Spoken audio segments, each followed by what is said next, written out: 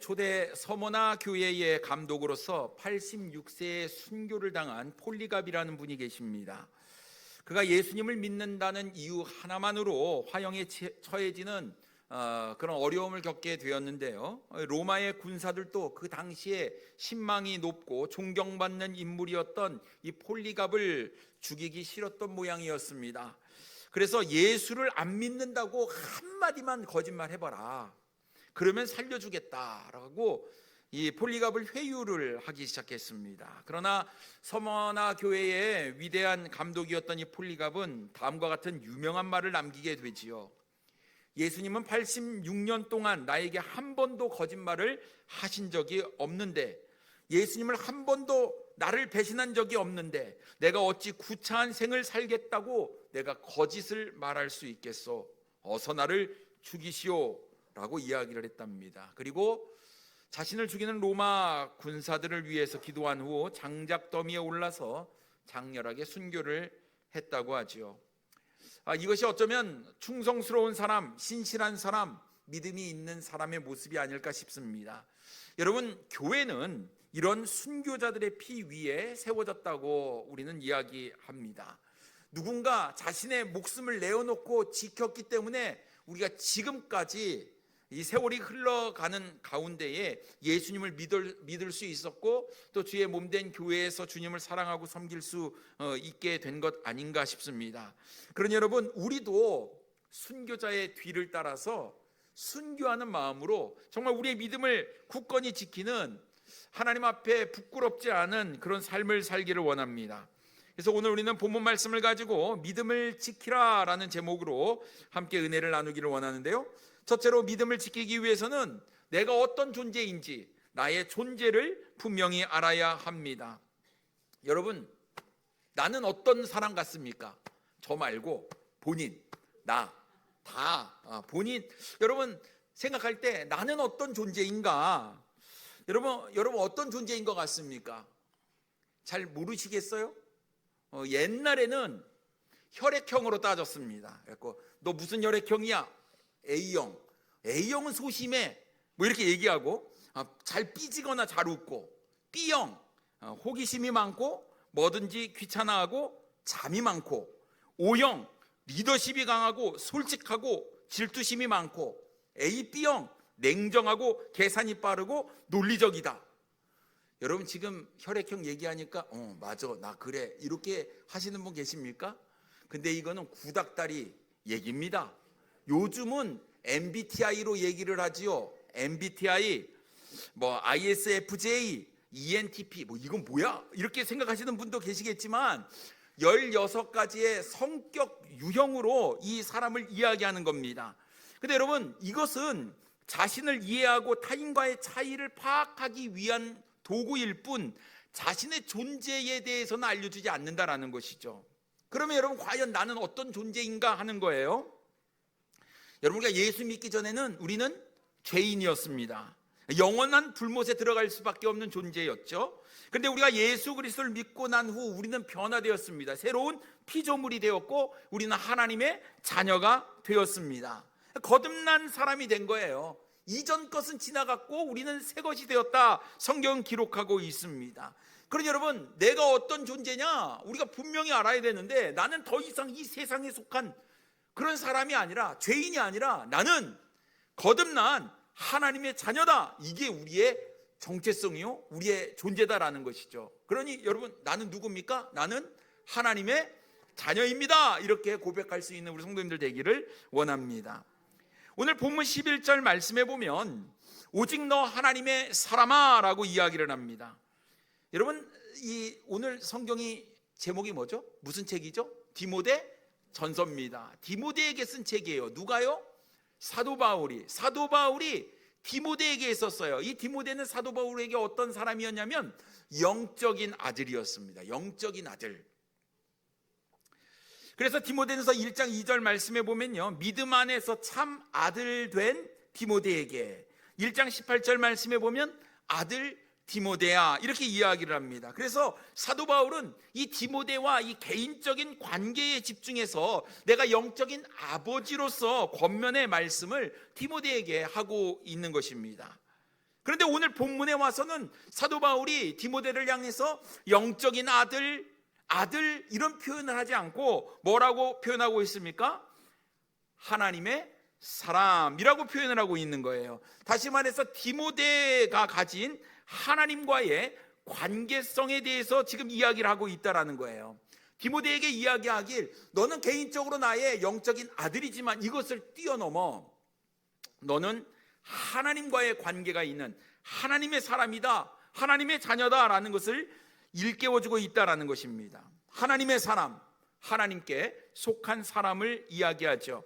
여러분, 구약 시대에는요, 하나님의 사람이라는 얘기를 아무에게나 쓰지 않았습니다. 물론 이스라엘 백성들은 어떤 존재였죠? 하나님의 백성이었죠. 백성. 근데 하나님의 사람이라는 표현은요, 하나님께서 특별히 부르신 사람, 예를 들면 모세, 사무엘, 엘리야, 엘리사, 우리가 이름만 들어도 아는 이 위대한 하나님의 사람을 우리가 떠오르게 됩니다.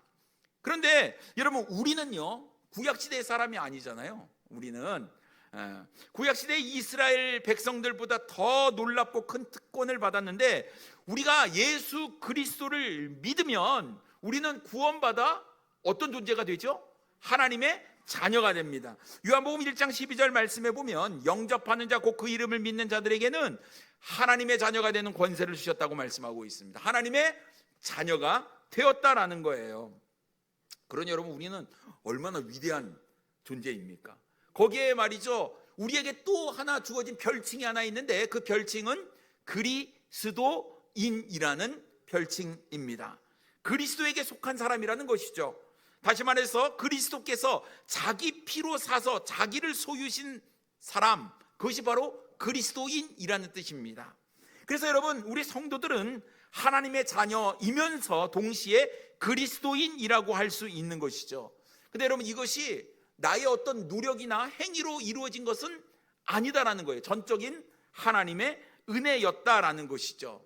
여러분, 우리가 하나님의 은혜로 하나님의 자녀가 되었으니 여러분, 감사하셔야 된다라는 거예요. 그런데 안타깝게도 많은 그리스도인들이 자신의 존재에 대해서, 자신의 정체성에 대해서 잘 모르고 살아가고 있다라는 것입니다.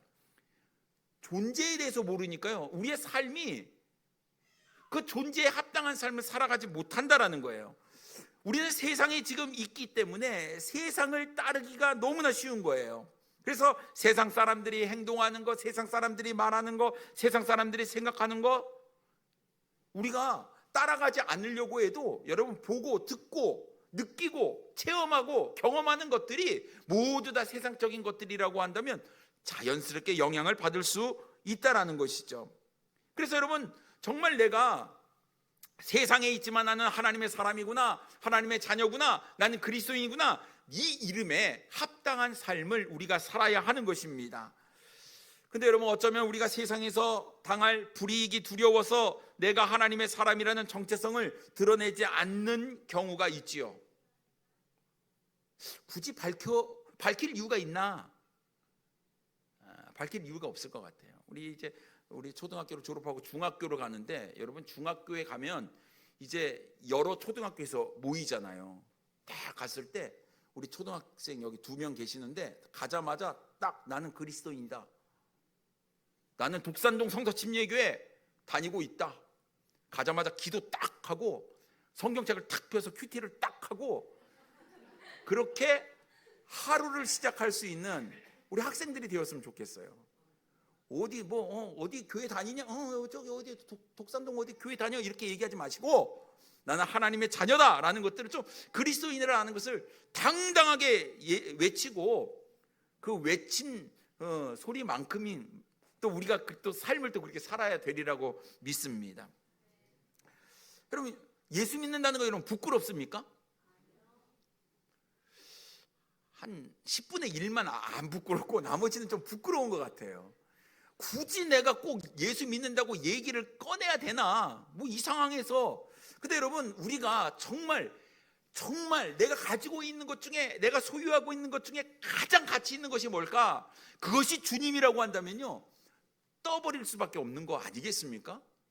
정말 예수님이 소중하다고 한다면 말입니다. 그리고 그 소중한 예수님을 이야기하면서 내가 그 예수님을 믿고 있으니 나도 예수님 닮은 삶을 산다라는 것들을 세상 사람들한테 보여주어야 한다라는 것이죠. 그래, 내 존재를 잘 모르면 그렇게 살 수가 없는 겁니다. 여러분, 안데르센이 지은 이야기 중에 미운 오리 새끼라는 이야기가 있습니다.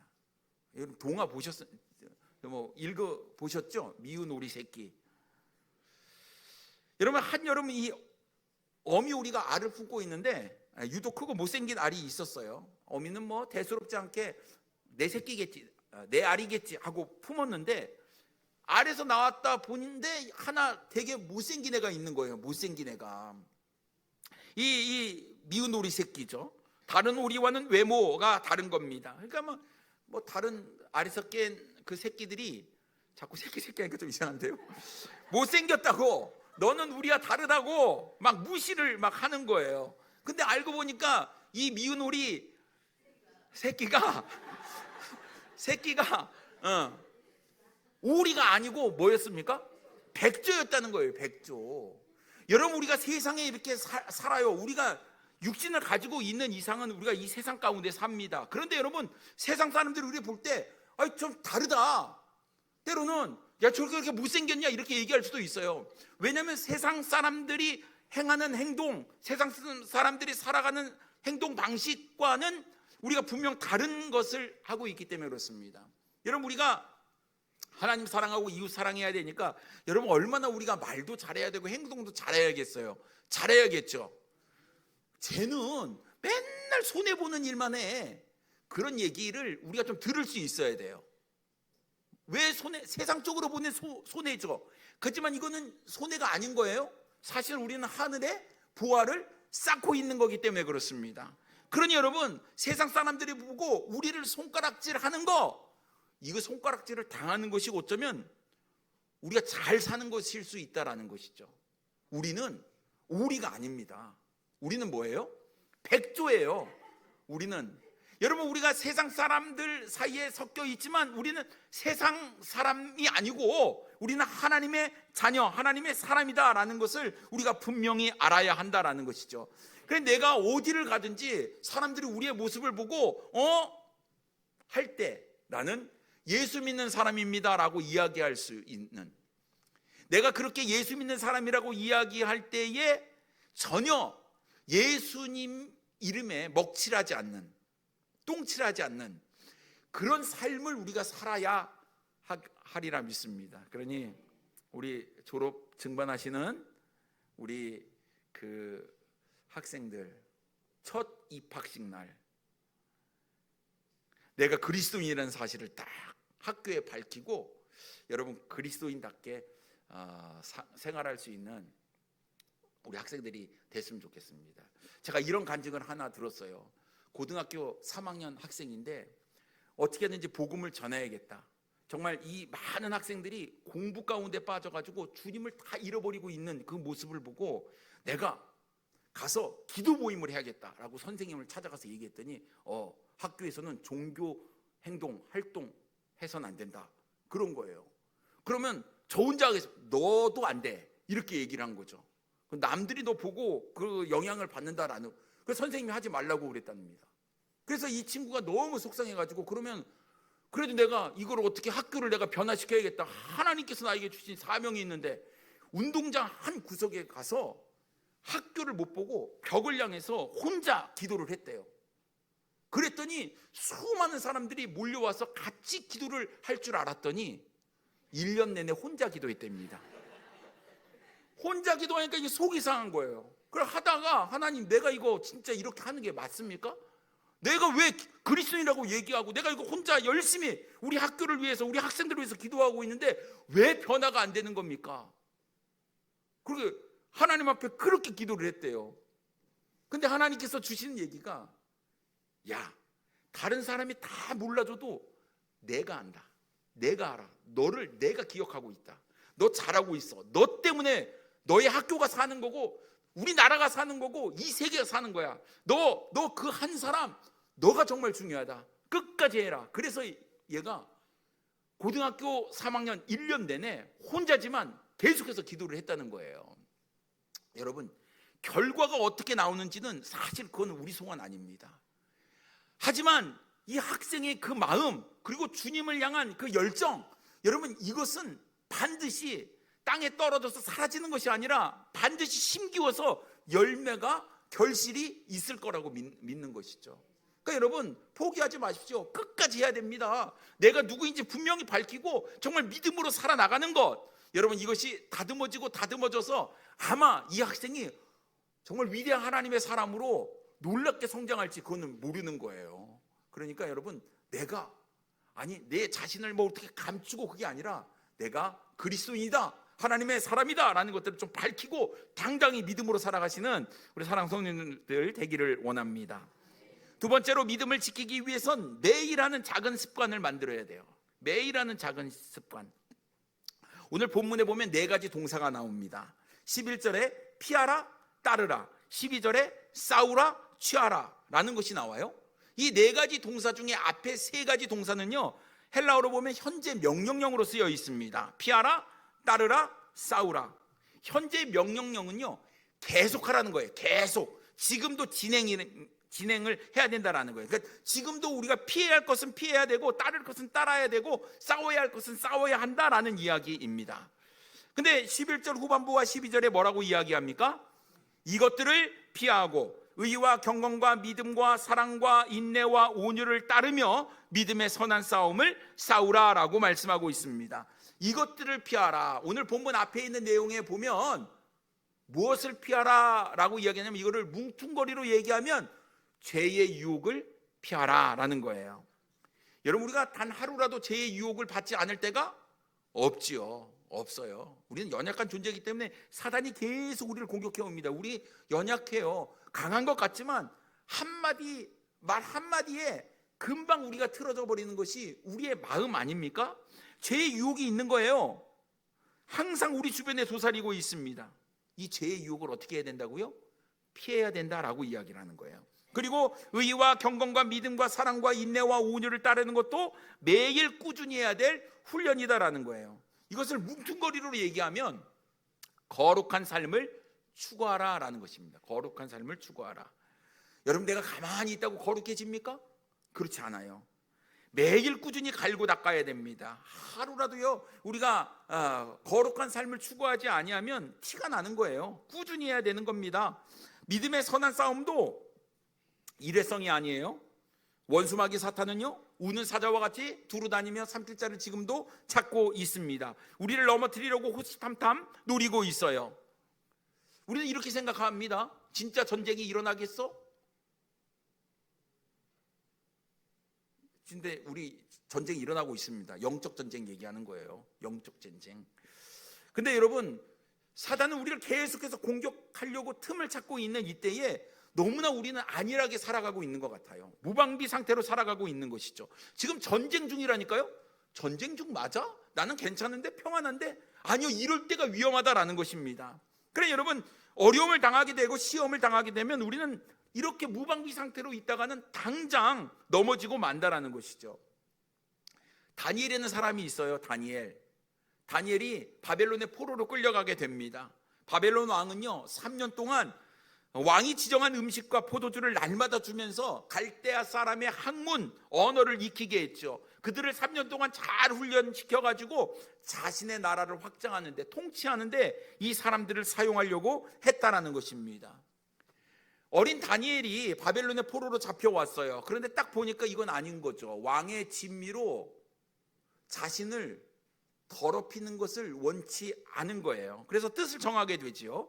다니엘 1장 8절 말씀에 보면, 다니엘은 뜻을 정하여 왕의 음식과 그가 마시는 포도주로 자기를 더럽히지 아니하리라 하고 자기를 더럽히지 아니하도록 환관장에게 구하니라고 말씀하고 있습니다. 여러분, 생각해 보십시오. 포로 주제에 왕의 명령을 지금 거역한다는 거예요. 나이도 어린 주제에 지금 상황 파악이 잘 안 되고 있는 것처럼 보이는 겁니다. 누가 봐도요, 이것은 미친 짓이었어요. 내가 이렇게 얘기하는 순간요, 이거 쥐도새도 모르게 목 베어 죽음을 당할 수 있는 그런 상황인 거예요. 아니, 나라가 망해갖고 포로로 잡혀왔는데 바벨론 대제국의 황제에게 지금 왕의 명령을 거역하는 이야기를 한다는 게 말이 됩니까? 안 되지요. 근데 다니엘이 뭐를 했다고요? 뭐를 정했어요? 뜻을 정했어요. 그 뜻을 정하는 것은요, 다니엘이 어렸을 때부터 하나님의 말씀, 믿음 안에서 자랐기 때문에 지금 왕의 음식, 우상에게 바쳐진 제물, 이것을 통해서 내 몸을 더럽히는 거 원치 않았다라는 거예요. 그래서 나는 왕의 음식, 포도주 내가 절대로 먹지 않겠다라고 뜻을 정했다라는 것입니다. 여러분, 이게 뜻을 정할 수 있었던 것은 다니엘이요, 내가 비록 나이는 어리지만 내가 해야 할 일과 하지 말아야 할 일을 명확하게 구분할 수 있었다라는 거죠. 여러분, 구분이 안 되면요 그냥 해버려요. 우리가 그러지 않습니까? 이거 해도 돼? 말아야 돼? 그러다가 그냥 해버리고 만다라는 거죠. 그러니까 다니엘은 분명히 알았다는 것이에요. 근데 그렇게 알 수 있었다라는 것은, 그가 믿음의 결단을 내릴 수 있었다는 것은 매일매일 하나님 앞에서 기도하고 하나님의 말씀을 통해서 하나님의 뜻을 찾고 발견하는 일을 매일매일 했더니, 이 매일매일 하는 이 일이 습관이 되니까요, 그 습관이 쌓여가지고 자신의 것이 되는 거예요.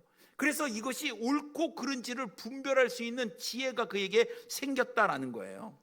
결국 그 왕의 진미를 먹지 않겠다고 내렸더니 다니엘이 어떻게 되죠? 나중에 사자굴에 들어가는 그 일 앞에서도 믿음을 지키는 겁니다.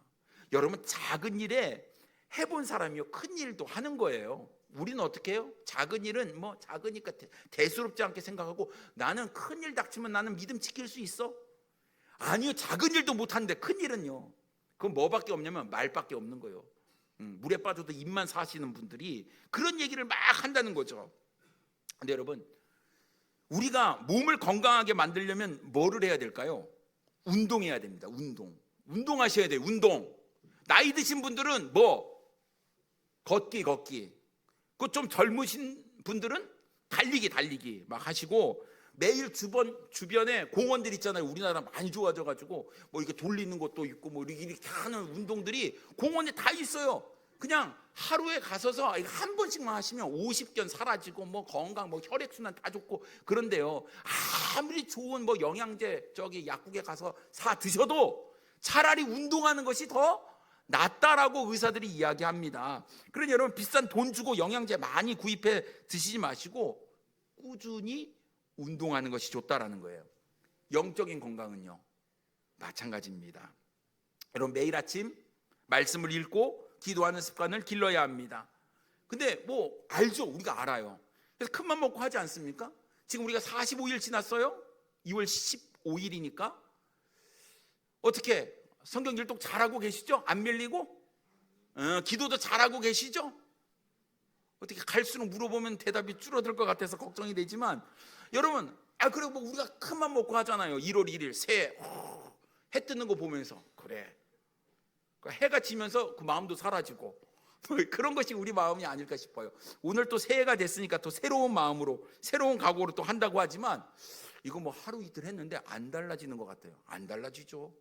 일주일 하면 어때요?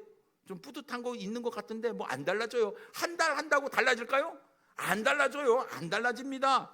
그것이 1년이 되고 2년이 되고 10년이 되면 여러분, 우리의 영혼을 지키는 방패가 된다라는 거예요. 조금 이게 조금인 것 같아도요, 이게 꾸준히 반복하는 이 작은 일에 우리가 습관을 들여버리게 되면 그것이 내 삶이 되고, 결국 내 삶이 되면 우리가 어떠한 큰 일이 와도 사자굴에 들어갈지언정 우리는 하나님을 변치 아니하고 믿음을 지킬 수 있는 그런 위대한 하나님의 사람이 될 수 있다라는 것입니다. 그러니 여러분, 시간이 없네 하고 오늘 그냥 하루 땡치고 넘어가지 마세요. 설 연휴네, 바쁘네, 큐티 땡치고 넘어가지 마세요. 하루하루가 작은 습관이 내 삶을 바꾼다는 사실을 우리가 기억해야 될 줄 믿습니다. 여러분, 매일 우리는 수많은 유혹에 빠지지 않습니까? 매일 우리가 제약을 피해야 되고 거룩한 것을 따라야 하고 믿음의 선한 싸움을 싸우지 않으면 우리는 패배하고 말 것이다라는 거예요. 그러니까 여러분, 내가 해야 될 영적인 습관 길들이기 뭘까요? 작은 것부터 한번 생각해 보십시다. 잠자리 들기 전에 기도하기. 잠자리에서 눈이 딱 떠졌을 때 기도하기. 이거는 좀 쉽지 않습니까? 매일 말씀을 읽고 묵상하는 큐티하기. 여러분, 평상시에도 찬양 흥얼거리기. 예? 유행가 하지 마시고 찬송가 하시고, 트로트 하지 마시고 찬양하시고, 항상 기뻐하기, 범사에 감사하기. 여러분, 예배 빠지지 아니하고 예배 시간 잘 지키기, 온전한 11조 생활하기, 매일 성경 3장씩 읽어서 1년 성경 일독하기. 이런 작은 일, 이 작은 일이 쌓이면요, 큰 믿음을 이루게 된다는 사실을 기억하시고, 이 작은 습관의 힘 절대로 여러분 무시하지 마시기 바랍니다. 내공 쌓는 게 중요했어. 쌓는 게. 오늘 했는데 안 달라지네. 안 달라져요. 네? 안 달라지지만 계속하면, 그것이 안 하면 이상할 정도가 될 때, 그때 놀라운 능력이 나타나게 되리라고 믿습니다. 그래서 여러분, 작은 일, 정말 작은 영적인 일, 내가 오늘부터 뭐를 해야 될까, 여러분 다짐하시고 결단하시고 그 일을 한번 꾸준히 해보세요. 일주일, 한 달, 더 나아가선 1년, 그게 내 삶이 돼버리면요, 여러분, 그것은 우리의 놀라운 믿음의 성장으로 우리에게 주어질 줄 믿습니다. 세 번째로, 믿음을 지키기 위해서는 우리가 흔들리지 않아야 됩니다. 흔들리지 않아야 돼요. 확고해야 됩니다. 12절 중반부에 보면 영생을 취하라 이렇게 이야기합니다. 누구에게 지금 이야기합니까? 사도 바울이 디모데에게 영생을 취하라.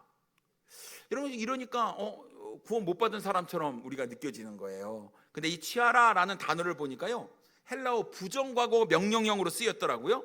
이것은요, 단번에 행하라, 한 번에 확고하게 붙잡으라, 이런 뜻입니다. 확고하게 붙잡으라, 한 번에 이루어지는 거예요.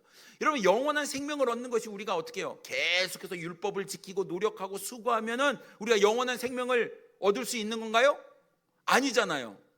영생을 얻는 것은 어떻게 해요? 우리가 믿음으로 단번에 이루어지는 거예요. 예수 그리스도를 내가 믿을 때 우리가 영원한 생명을 얻을 수 있는 것이다라는 것이죠. 그러니 여러분, 이 구원도 우리가 단번에 이루어지는 겁니다.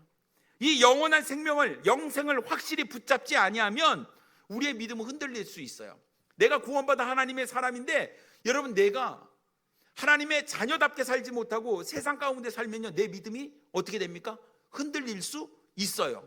근데 여러분, 구원은 잃어버리지 않습니다. 요한복음 10장 28절 말씀해 보니, 내가 그들에게 영생을 주노니 영원히 멸망하지 아니할 것이요, 또 그들을 내 손에서 빼앗을 자가 없느니라 라고 말씀하고 있습니다. 내가 구원을 받았다, 내가 하나님의 자녀가 됐다, 내가 예수 그리스도를 믿음으로 새로 태어났다, 하나님의 자녀로 태어났다, 여러분, 이것은 번복할 수 없는 거예요. 내가 예수 그리스도를 통해서 예수 그리스도를 믿고 구원받았다면요, 이 구원은 잃어버릴 수 없는 거예요. 그럼 내가 하나님의 자녀인데 이거 취소할 수 있나요? 취소할 수가 없다라는 거예요. 근데 문제는 뭐냐면, 흔들리는 게 문제예요. 흔들리는 게. 사단은 우리 귀에 속삭이겠죠. 뭐라고 속삭입니까? 거짓말도 하고 우리의 마음을 흔들리는 유혹의 말들을 던질 거예요. 진짜 그러냐? 여러분, 최초의 아담과 하와에게 뱀이, 사단이죠, 유혹을 했잖아요. 그럴 때 믿음이 흔들리면 어떻게 해요? 그럴까? 이게 문제거든요. 그럴까? 여러분, 그럴까 아니고 단호하게 이건 아니다라고 얘기할 수 있는 확고한 믿음, 흔들리지 않는 믿음이 우리에게 필요하다라는 것입니다. 여러분, 그렇게 흔들리지 않는 믿음을 소유하기 위해서는 우리에게 영원한 생명을 주시는 주님과 늘 함께 있어야 돼요. 붙어 있어야 되는 겁니다. 하나님과 교제를 확실하게 해야 되는 거예요. 그 하나님의 아름다운 관계 속에서 은혜를 우리가 계속 경험해야 한다라는 것이죠. 그것이 우리의 믿음을 지키는, 흔들리지 않는 확고한 우리의 삶이 되리라고 믿습니다. 사도 바울은 영적인 아들 하나님의 사람 디모데에게 이 일을 위하여 부르심을 받았다고 이야기를 하죠. 12절 후반부에 보면요, 이를 위하여 내가 부르심을 받았고 많은 증인 앞에서 선한 증언을 하였도다라고 말씀하고 있습니다. 여러분, 초대교회 때는요, 초대교회 시대 때는 내가 예수님 믿는다는 거 얘기하는 게 굉장히 어려웠어요. 내가 예수 그리스도 믿는다는 것을 밝히는 순간 이것은 로마 군사의 표적이 되는 겁니다. 잡혀가는 거예요. 심한 매질을 당해야 되고 때로는 죽임을 당하는 겁니다. 그런데 내가 예수 믿는데 가만히 있을 수 없잖아요. 예수 믿는데, 예수 믿으면 뭐를 해야 되죠? 공적으로 사람들한테 내 신앙의 간증을 고백을 해야 돼요. 뭘로? 제일 첫 번째 간증이 뭘까요? 공적으로 모든 사람들 내가 예수 믿었소. 그럴 때 침례잖아요. 침례. 우리 침례교도들이요 얼마나 많은 죽임을 물가에서 당했는지 몰라요. 로마 군사들은 어디 있으면 돼요? 물가에 있으면 돼요. 예수 믿으면 침례 받더라. 여러분 디모데도요 자신의 삶 가운데 내가 예수 그리스도를 영접하고 사람들 앞에서 나는 그리스도인입니다. 침례의 간증, 또 많은 사람들에게 나는 예수 믿었습니다라고 하는 간증, 선한 증언을 하였다라고 이야기를 하는 거예요. 생명의 위협을 받는 굉장히 위험한 순간에서도 디모데는 자신이 하나님의 사람이라는 것, 많은 증인들 앞에서 예수 그리스도는 나의 구원자 되신다라는 이 선한 증언을 하였다라는 것이죠. 그러니 여러분, 우리도 흔들리지 아니하고 그렇게 얘기할 수 있는 우리의 믿음이 되기를 원합니다. 여러분, 우리의 구원이 분명하다면, 내가 믿은 예수 그리스도가 나의 구세의 주가 되심을 우리가 확실히 믿는다면 이제 가만히 있을 수 없지 않겠습니까? 복음을 전해야 하는 것 아니겠습니까? 이를 위하여 부르심을 받았다. 사도 바울은 디모데에게 이야기하는 거예요. 내가 이를 위해서 부르심을 받았다. 주님께서 우리를 구원하실 때 우리를 예수 그리스도의 제자로, 복음 증거자로 우리를 부르셨다라는 거예요. 그래 우리가 해야 될 일은 뭐냐? 선한 증언을 하는 거, 복음을 증거하는 거, 당당히 전하는 거. 내가 만나는 친구나 내가 만나는 직장 동료나 나의 사랑하는 가족들에게 여러분 우리는 복음을 전해야 한다라는 것이죠. 이것이 우리의 사명이다라는 것이죠. 오늘 두 학생들은 이제 결정되었습니다. 한 친구는 광명으로 갔고 한 친구는 가산으로 갔으니까 어떻게 해야 됩니까? 그 학교 내가 접수해야 되는 거예요. 딱 가고 손아진 딱 물어보면 어떻게 합니까? 걔 그리스도인. 강준우 가산에 그리스도인 딱 이렇게 알 수 있을 정도로 여기 이마 있다가 탁 그리스도인 딱 붙이고 이렇게 갈 수, 우리의 삶을 탁 드러낼 수 있는 우리 학생들이 되기를 원하고, 또 하나님께서 우리 모든 성도님들 정말 내가 이 작은 일부터 정말 주님과 동행하는 삶을 통해서 흔들리지 아니하고 인정받아서 하나님으로부터 귀하게 쓰임받는 우리 모든 사랑하는 성도님들 되기를 원합니다. 복음이 나를 변화시키고 나를 구원하신 것처럼 이제 내가 전하는 복음을 통해서 수많은 영혼들이 주님께로 돌아오는 놀라운 역사를 우리가 이루어야 하지 않을까요? 여러분, 분명히 새로운 환경에 가게 되면 어려운 일들이 있을 거예요. 하지만 달라지지 않는 것, 우리 주님은 우리를 사랑하시고 우리와 함께 하신다는 겁니다. 우리의 삶을 통해서 믿음을 지키며 하나님께 영광을 돌려드리는 우리 귀한 하나님의 사람들 되기를 원합니다. 기도하겠습니다.